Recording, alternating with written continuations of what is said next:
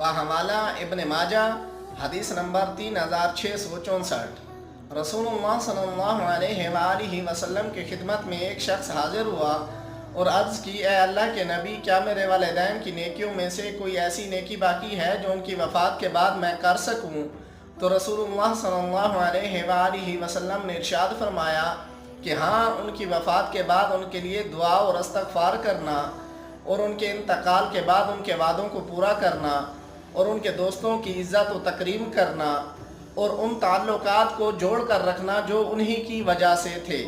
تو سامعین کرام، بیان کردہ حدیث میں ہمیں 4 باتیں ایسی معلوم ہوئی ہیں